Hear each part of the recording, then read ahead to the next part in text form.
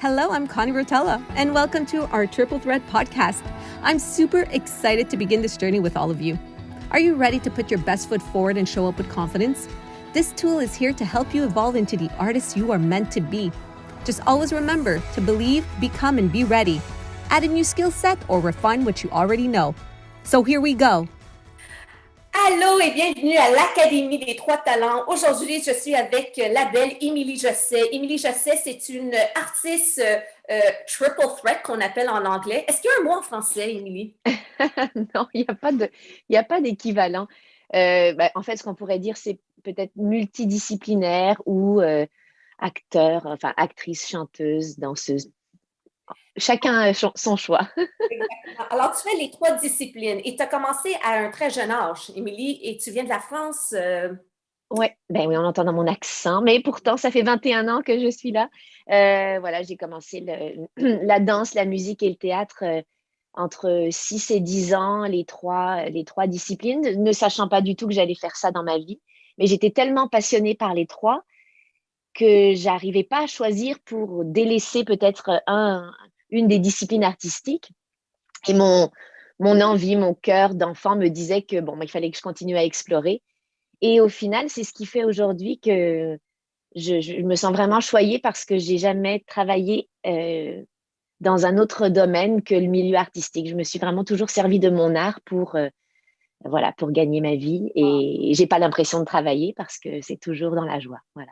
Tu as été une des très chanceuses parce que tu as commencé à un très jeune âge dans le temps que tu viens d'expliquer. Alors, il y en a plusieurs qui commencent un peu plus tard. Est-ce que tu dirais qu'en commençant plus tard, ça affecte la durée de la carrière artistique? Non, le meilleur exemple que je peux donner, c'est Morgan Freeman, l'acteur américain que tout le monde connaît, qui a travaillé pendant plein d'années dans l'ombre. Il travaillait comme acteur, mais il n'a jamais eu vraiment un grand rayonnement jusqu'à, je pense qu'il avait pas loin de la cinquantaine, je crois 47 ou 48 ans. Donc non, selon moi, il n'y a pas de limite. Tout dépend de l'engagement qu'on met dans le but de réaliser ses rêves. Donc si vous travaillez tous les jours, si vous êtes discipliné, si vous prenez ça au sérieux et que vous en faites une discipline de vie, selon moi, il n'y a pas de limite. Tu vis de ta carrière depuis longtemps maintenant, Émilie, et maintenant, tu donnes à la nouvelle génération, à the next generation, comme on dit en anglais, et tu enseignes les cours dans l'académie. Tu enseignes le cours qui s'appelle monologue et audition, chanson pour comédie musicale. Alors, pour toi, ton travail que tu enseignes aux élèves, c'est vraiment l'analyse de texte. Explique-nous, c'est quoi l'analyse de texte, que ce soit en monologue ou en chanson? Peut-être que ça vient d'une certaine déformation professionnelle, en plus de mon parcours artistique, avant de quitter la France pour venir au Québec. Et puis, je continuais à aller à l'université en littérature, en lettres. Et parce que pour moi, la matière première sur laquelle on travaille, c'est le texte.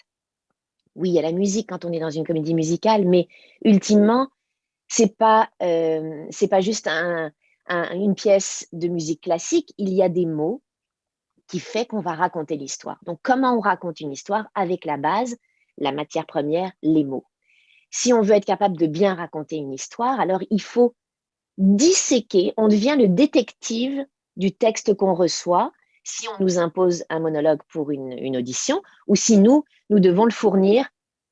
Parfois, certains appels d'audition demandent, vous devez présenter un monologue de votre choix. En quoi j'ai envie d'éduquer la relève artistique, c'est de choisir quelque chose d'approprié pour eux, sur lesquels ils sont vraiment connectés et qu'ils connaissent de façon exhaustive, qu'ils savent que tous les choix qu'ils font sont conscients et qu'ils ont une raison d'être. Il n'y a rien de pire que d'arriver à une audition puis finalement pas comprendre ce qu'on a à présenter. Donc, dans un but ultime pour moi, d'amener de la détente et on est relax par rapport au matériel qu'on a à présenter parce qu'on a fait nos devoirs. J'ai un petit peu j'avais de la facilité à l'école, donc ce côté de bien faire les choses, pour moi, ça a toujours été important parce que je sais qu'au final, ça me récompense plus loin. Ça me récompense peut-être dans le but ultime de décrocher le rôle, ça c'est ce qu'on voudrait, mais il n'y a pas juste ça qui est important. Il y a le processus d'apprentissage est aussi important qu'au final que de décrocher le rôle pour lequel on auditionne. La discipline, c'est très important, hein, d'être discipliné. The commitment. Oui, l'engagement, c'est-à-dire qu'on fait les choses au sérieux. Ouais, on prend les choses au sérieux. Exactement. Puis être un élève toute ta vie, parce que même encore aujourd'hui, tu prends encore des cours et ça se fait tout le temps. Overnight. Il faut devenir un élève à la vie si on veut grandir dans ce domaine artistique. Ce qui est important pour moi, c'est qu'on leur éduque aussi à la recherche. Tu en as parlé un peu. C'est faire la recherche. C'est quoi le monologue qui me va, que j'aime, qui m'inspire à raconter, que les mots sur une page sautent et que je vis ce caractère-là. Toi, tu es vraiment un storyteller. C'est vrai, c'est ça qui m'importe. Donc, en fait, de développer la curiosité. Pour moi, c'est le cœur de tout ça. Si tu es curieux des autres, curieux de tout ce qui rayonne dans le milieu artistique, des nouveaux artistes, des nouveaux auteurs, on a des dramaturges extraordinaires au Québec, des gens qui écrivent des œuvres qui font une différence, qui ont une portée beaucoup plus loin, et aussi d'être curieux de retourner dans le passé et de voir les maîtres d'écriture, ne serait-ce que de maîtriser, d'être capable de jouer une pièce de Molière. C'est un cadeau. Une fois qu'on a la base et qu'on maîtrise tout ça, en fait, c'est d'entraîner ce muscle de l'analyse pour moi. C'est un peu ce que j'ai envie de faire avec cette classe-là. Donc, comment analyser un texte? J'ai développé à travers les années, à travers mon expérience et tous les gens qui m'ont accompagné dans mon cursus artistique, un peu le meilleur de tout ce que j'ai reçu comme cadeau d'enseignement pour pouvoir le transmettre. Donc, d'avoir vraiment une grille, un protocole d'analyse pour pouvoir disséquer comme un détective notre texte. Et que ce soit pour un monologue de théâtre pour une école de théâtre, que ce soit un monologue en comédie musicale qui vient juste avant la chanson qu'on a à chanter, ou que ce soit même le texte d'une chanson, les paroles de la chanson, c'est la base, c'est toute la même chose, c'est la matière première, le texte. Je donne la classe autant en français ou en anglais, dépendamment des élèves que j'ai. En ce moment, le cours est principalement francophone dans la session qu'on est en train de donner en ce moment. Mais je vais trouver l'acronyme français pour que ce soit aussi percutant. Mais je me suis amusée à décrire les W en anglais, when, where, what, who et why. Donc, et quand on décline tous ces mots-clés-là, donc qui, quand, où, comment, pourquoi, et tout ça, on les décline en d'autres questions qui vont vraiment nous éveiller à être curieux sur le texte. Ah oui, mais pourquoi mon personnage a dit ce mot-là à ce moment-là? Parce que ça résonne, parce que ça fait écho à telle autre personne à qui je m'adresse. Donc, en fait, d'avoir vraiment une structure. Et quand on répond à toutes ces minuscules questions à l'intérieur de ces gros paragraphes de questions, on a déjà des réponses et on a parfois toute la trame qui nous permet d'interpréter parce qu'on n'a plus de questions, on a plus de points d'interrogation en suspens, on a comme des réponses. Et après, on peut proposer notre lecture et notre interprétation. Et ultimement, le but final est d'apprendre à tous les étudiants de comment amener leur identité artistique, qui ils sont, au profit de ce texte qui est la base, mais que par un autre acteur va être interprété différemment. Mais toi, qu'est-ce que tu as apporté avec ton vécu et avec ta compréhension de la vie? Et voilà. Donc, c'est un petit peu la base de mon travail. Exactement, c'est tellement beau parce que moi, je suis toujours dans les cours. Alors moi, je fais le public, alors ils me voient pas, mais j'écoute et j'entends. Alors quand ils font vraiment les devoirs et la bonne recherche et aussi appliquer le quand, le comment, l'artiste là devient en contrôle des mots et non, je vais dire les mots pour dire les mots. Bien, c'est ça qu'est-ce qui m'inspire quand je vois vraiment la transformation d'un artiste et quand ils connectent à ce mot-là parce qu'ils ont été guidés par un professeur. C'est fascinant. Puis, tu sais, de la classe numéro 1 à la classe numéro 6, parce que d'habitude, ça dépend, il y a des 6 semaines, 5 semaines, 8 semaines, 10 semaines. Mm-hmm. Mais on voit tellement une grosse différence parce qu'on termine toujours avec un self-tape. Ah, Émilie, est-ce que tu peux nous parler d'un self-tape? Oui. Alors, je vais juste finaliser ce que tu viens de dire, puis j'embarque sur le self-tape après. ultimement, en fait, tout ce travail complexe et détaillé, c'est pour revenir à la simplicité. C'est parce que quand on veut pas que pendant votre monologue, vous pensiez à tout ça. C'est parce que le travail a été fait avant qu'après, on arrive ouvert, on arrive vulnérable, ouvert à toutes les directions que le metteur en scène ou le réalisateur va attendre de vous. Puis c'est ce que je fais dans les 2 derniers cours de cet atelier qui dure plusieurs semaines. C'est que je dirige les acteurs pour justement qu'ils soient capables de réagir à n'importe quelle direction. On veut le démarrer plus vulnérable ou au contraire vraiment très engagé, très en colère. On va être capable justement d'avoir on va voir la différence. Et d'une prise à l'autre, ils vont être capables de répondre parce que le travail a été fait en avance. Et les couleurs d'un monologue, parce qu'on passe à travers différentes émotions. Alors, on commence, comment tu appelles ça, des vagues? Comment qu'on appelle ça en français? Tu sais, les différentes couleurs moi, je parle de nuances plutôt. En fait, c'est qu'il n'y ait pas juste une seule intention globale dans le monologue, mais en fait, ce qu'on veut, c'est que vous nous ameniez dans un mini voyage là, on parle parfois de monologue d'1 minute. Donc, en 1 minute, vous partez d'un point A et vous arrivez à un point B et vous n'êtes pas le même à travers ce voyage-là. Et nous non plus, parce qu'on a reçu les mots de quelqu'un qui vit quelque chose et qui se transforme au fil de... C'est ça, ultimement, qu'on attend d'un humain qui est à l'écran, c'est on veut voir la transformation. Vous le voyez dans un film, toutes les histoires de rédemption, de pardon, quand on voit quelqu'un qui arrive avec beaucoup de colère et qu'au final, il pardonne. C'est ça qui nous touche.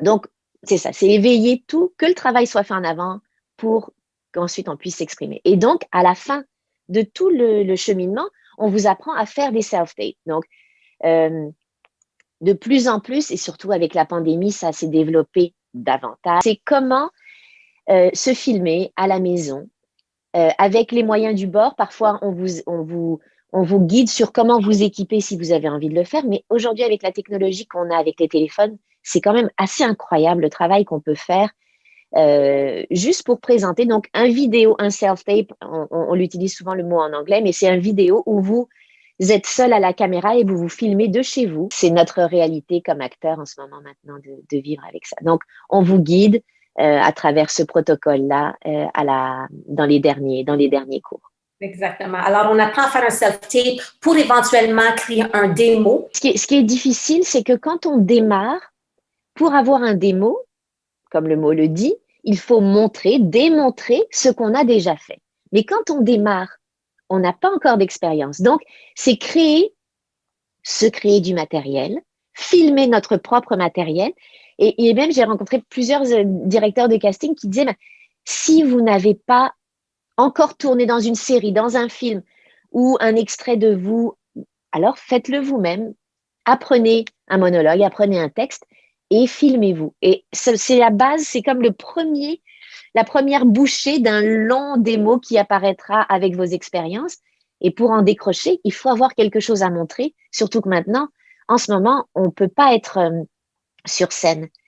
Souvent, les premières occasions, c'est d'être sur scène. Les directeurs de casting, les agents viennent vous voir, ont un coup de cœur pour vous, vous engagent et éventuellement, vous pouvez décrocher des choses.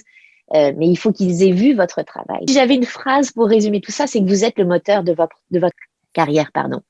Donc, au final, si vous n'êtes pas l'initiateur de tout ça, qui va le faire pour vous? C'est plus comme avant, c'est plus des impresarios qui découvrent quelqu'un et qui vont pousser cette personne. Non, pas aujourd'hui, pas avec l'accès à la technologie qu'on a. Vous voulez faire ça? Retroussez-vous les manches et on y va, on fonce. Et nous, on est là pour vous accompagner, pour vous donner la technique, pour vous guider et voilà, essayer de faire fleurir votre talent. C'est pour ça, ultimement, qu'on a créé tout cette académie. C'est éduquer la relève, vous laisser vous exprimer, faire fleurir les talents, vous donner de la confiance en vous parce que le métier n'est pas évident et il y a beaucoup de choses qui vont nuire à votre confiance. Donc, si la vôtre, elle est construite sur des vraies valeurs, une fondation solide, il y aura pas de limite à vos possibilités. On vous encourage. On est là durant toute la formation et même la formation après votre carrière professionnelle parce qu'il y en a beaucoup qui ont commencé, mais on est vraiment une équipe. On forme une équipe où on est là dans chaque discipline. On est là pour vous backer. Si quelqu'un s'en va à une audition, qu'est-ce qu'on a besoin d'amener avec nous? Notre respiration, notre détente. Non, bon, évidemment, c'est ça. C'est d'avoir fait le travail en avance pour être détendu par rapport à ce qu'on a comme matériel à proposer. Mais évidemment, aujourd'hui, bon, il y a plein de gens qui diront on n'en a pas besoin. Moi, j'ai toujours dans ma boîte à gants de ma voiture photo CV. Parce qu'on ne sait pas, il m'est arrivé d'avoir des appels pour des auditions dernière minute. Mettons, on m'avait suggéré pour un projet,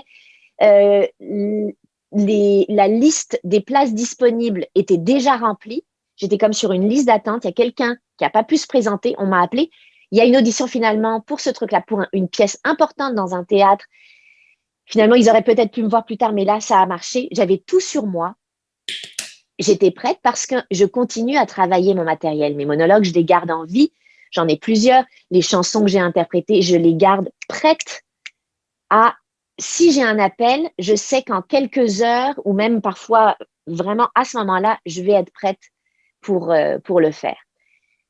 Parfois, c'est un peu trop intense, mais j'aime ça. Je suis curieuse d'apprendre des nouvelles choses.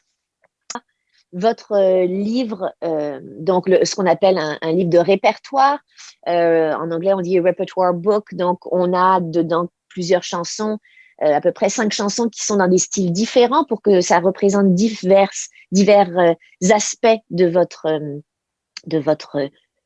personnalité artistique, unicité. Qu'est-ce que vous êtes capable de faire? On veut quelque chose de plus intense et intime, on veut quelque chose de drôle, on veut parfois du français, de l'anglais si vous auditionnez dans les 2 langues. Parfois même certaines comédies musicales gardent les chansons originales en anglais alors que le texte va être en français parce que les chansons sont tellement connues qu'on va les garder dans la langue originale. Donc, d'avoir un peu ces choses distinctes-là dans votre book, dans votre livre d'audition, ça aide beaucoup. Dans le rap book que tu as, est-ce qu'en français, vous utilisez, c'est-tu toujours une minute monologue? Parce qu'en anglais, on fonctionne d'une façon. En fait, tout dépend de ce pourquoi vous auditionnez. Si vous êtes un danseur qui a déjà pas mal d'expérience, vous auditionnez pour l'appel, donc l'appel général en danse, l'audition de danse, et ensuite on fait « Ah, on aimerait entendre ta voix parce qu'on sait que tu danses super bien, mais on n'a pas entendu ta voix. » Donc à ce moment-là, d'avoir des chansons qui sont déjà prêtes, raccourcies. Donc évidemment, en plus d'avoir votre book et votre livre avec les partitions qui seront déjà coupées, prédécoupées, c'est ce qu'on vous apprend à faire. Toujours en fait avoir l'avis d'un professionnel, d'un directeur musical, d'un coach vocal, quelqu'un qui musicalement est capable vraiment de vous aider à bien couper pour avoir un extrait court. Mais parfois, un danseur, on va lui demander 30 secondes, 45 secondes. J'ai des amis qui ont déjà chanté Bonne Fête, et oui, Bonne Fête, pendant une audition. Mais ultimement, on aimerait, c'est ça, voir un petit peu ce que vous êtes capable d'interpréter et la qualité de votre voix, si vous avez de l'expérience vocalement. Et après, pour des monologues, oui, pour un appel de danse, le monologue sera souvent quelque chose d'1 minute parce qu'on aimerait peut-être vous donner un autre rôle en plus d'être dans l'ensemble. Parfois, peut-être un rôle secondaire parce qu'on voit que vous avez des aptitudes. Donc, ça, on peut avoir des monologues courts. Par contre, si on vous appelle pour un rôle principal, évidemment, la chanson sera dans sa totalité parce que non seulement on veut voir vos capacités vocales et ce que vous êtes capable de rendre, mais aussi, évidemment, comment vous racontez l'histoire. Parce que je reviens à la base, les mots et la mélodie tout ça va porter l'histoire. Donc, à ce moment-là, il faudra avoir préparé un monologue. La scène dans sa totalité, ce sera rarement un monologue parce que ce qu'on veut voir, c'est votre relation avec un autre personnage. Le personnage qui est la personne avec laquelle vous avez le plus de conflits dans l'histoire ou le plus de relations. Donc, ultimement, le travail que j'essaye de vous fournir avec vraiment la plus grande humilité, je n'ai pas la recette miracle. J'ai une méthode qui fonctionne, qui a été quand même éprouvée, mais il y a plein en fait, je continue tout le temps, moi, à être curieuse et à me faire former pour enrichir ce que j'ai à offrir à la prochaine génération. Mais vraiment en toute humilité, c'est parler de mon expérience pour la mettre au profit de tout le monde. Dans la classe, qu'est-ce que j'aime à propos des monologues? C'est parce que si moi j'ai choisi un monologue, j'ai 9 autres exemples de monologues. Alors voilà, your repertoire book devient instantanément Exactement. à 9 monologues que tu peux pratiquer durant l'année ou reprendre le cours pour en pratiquer un autre. Et qu'est-ce que j'adore aussi, qu'on pratique dans une autre langue parce qu'on peut travailler dans les 2 langues. Alors, c'est ça la beauté quand on est dans un petit groupe où on est vraiment guidé one by one parce qu'on le fait comme ça. On vous donne la chance, surtout Émilie, elle vous donne la chance de performer votre monologue, de faire un self-tape comme on vous a expliqué. Alors, vous avez comme une directrice, une voix d'une directrice qui vous dirige. Et après ça, aussitôt que ce monologue est fini, parce que c'est important, si jamais vous allez avoir un appel, j'ai besoin de vous voir à 5 heures, j'ai des choix. Et ça, j'aime ça. Le fait que j'ai vu mon ami faire ça, puis j'ai vraiment trippé, j'aimerais ça l'essayer local ou le faire moi-même à la maison. Il y a toujours de quoi faire. La formation continue. Et c'est pareil pour les chansons. Tu enseignes aussi le cours de communauté musicale après le cours de monologue, qui est le fun parce que si c'est un monologue qui vient tout de suite avant une chanson, mais tu as toute une audition juste là de préparer, que le directeur va voir ta force vocale, ton storytelling, comment tu racontes l'histoire, comment tu utilises les mots, comment tu es confortable. Moi, je trouve aussi les directeurs aiment me voir si tu prends les directions. Et c'est pour ça qu'être dans une classe, on peut voir ceux que des fois, ça prend un peu plus de temps, ou il y en a qui sont vite à prendre les directives très vite, ils appliquent les méthodes.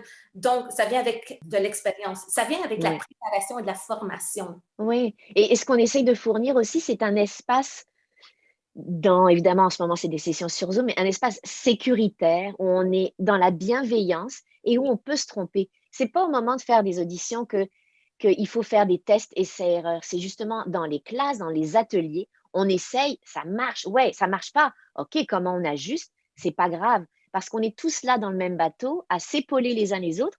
Et ultimement, ce qu'on essaye de créer, c'est une communauté entre vous d'artistes qui, vous allez avoir la même technique de travail, la même grille d'analyse, le même protocole de pensée, puis la même méthodologie. Et donc, quand vous allez vous questionner l'un l'autre, ah ouais, mais pourquoi le personnage fait ça? OK, à qui il s'adresse? C'est quoi les circonstances dans le temps, au niveau historique? Qu'est-ce qui s'est passé? On est en quelle année? Pourquoi? Et là, vous allez vous challenger les uns les autres. On crée cette communauté-là qui avait le même langage. Et puis, et après, ça devient plus facile. Vous avez besoin après d'un partenaire pour vous donner la réplique. Boum! C'est juste un petit messenger away. Salut, est-ce que tu es disponible pour me donner la réplique pendant que je fais mon self-tape? Parce qu'un self-tape, ultimement, c'est pas juste un monologue, c'est une scène dans laquelle on ne voit que vous qui parlez, mais on entend l'autre personne. Donc, j'ai des techniques aussi où je peux vous aider vraiment à développer ça pour que vous allez avoir des amis, collègues, co-artistes avec qui vous avez été formés, qui vont être vos partenaires de travail virtuellement ou dans la vraie vie. Si quelqu'un me demande c'est quoi un monologue et une scène à deux, j'aime l'expliquer, c'est qu'un monologue, c'est une scène à 2 personnes. Mais l'autre personne, qu'elle soit présente ou pas, c'est-à-dire est silencieuse. C'est-à-dire que je peux très bien parler si je m'exprime, si je suis fou, disons j'ai vraiment une maladie mentale, je vois des personnes. Mais il y a quand même des personnes qui sont là, je m'adresse à quelqu'un qui n'est pas matériellement incarné, mais il y a quelqu'un. Je peux parler, faire une prière et m'adresser à Dieu, la personne ne sera pas là. Je peux aussi être un avocat qui fait un plaidoyer devant tous les membres du jury, devant le juge, devant et il y aura plein de personnes, mais les autres personnes, à ce moment-là, sont silencieuses avec des mots. Ça ne veut pas dire qu'elles ne réagissent pas. Donc, et un dialogue, c'est l'autre personne qui parle avec toi. Il y a vraiment un échange avec des mots et une conversation. Mais dans un monologue, il peut y avoir une conversation sans que l'autre personne parle. C'est ce que j'essaye en fait d'éveiller dans la préparation de tout ça. Mais on s'adresse toujours à quelqu'un. It doesn't matter, que ce soit débutant, intermédiaire, avancé ou professionnel, on continue notre formation. Je pense que ultimement, c'est ça, c'est la curiosité. C'est peu importe là où vous êtes, si vous sentez que vous avez besoin de nouveaux outils, que vous êtes curieux de développer autre chose que les habitudes d'analyse que vous avez, je pense qu'il y a toujours à améliorer, ne serait-ce qu'en lisant des livres sur le travail d'acteur aussi pour continuer à s'éduquer. Soyez curieux, c'est ça le plus important, c'est ce que j'aurais envie de vous dire. C'est ça ce qui est si beau, c'est de voir la transformation, c'est que de la semaine 1 à la semaine 6, on voit la confiance naître. Il y a beaucoup qui ne pensaient pas réussir à livrer ça et au final, il y a tellement une joie voilà, d'être fier de soi, d'être content du travail accompli. C'est là que ça commence, la bienveillance envers soi-même pour donner ensuite aux autres. Voilà. Tellement beau. Merci et merci de les accompagner. Merci, Émilie. On se voit dans les cours en ligne. Eh oui, merci Connie pour la confiance. Salut.